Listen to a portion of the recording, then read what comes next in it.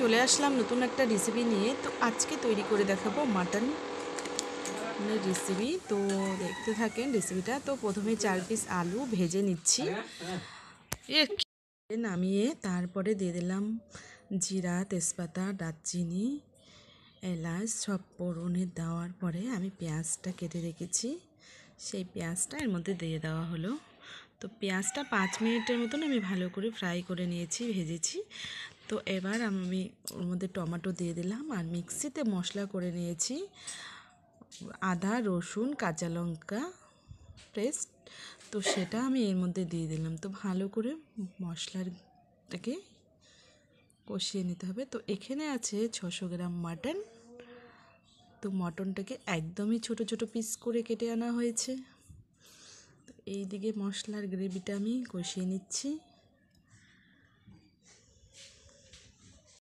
তো মশলাটাকে কষিয়ে নেওয়া হয়ে গেছে প্রায় ভালো মতন করে। তো মাটনটাকে ভালো করে ধুয়ে রেখে দিয়েছিলাম, ধুয়ে ভালো করে বেছে তারপরে এবার আমি মশলার গ্রেভিতে দিয়ে দিচ্ছি, দিয়ে ভালো করে নাড়াচাড়া করে নিয়েছি।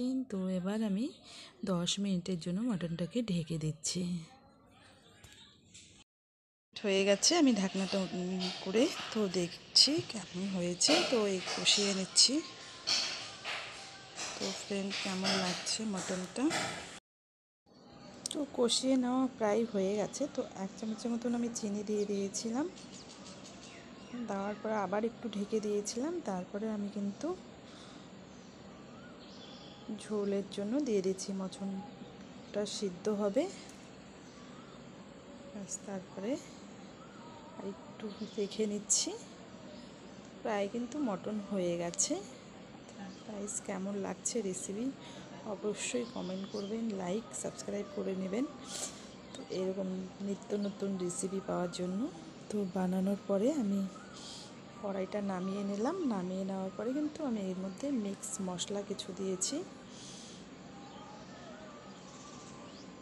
মাটন মশলা, গরম মশলা দিয়ে ব্যাস। তো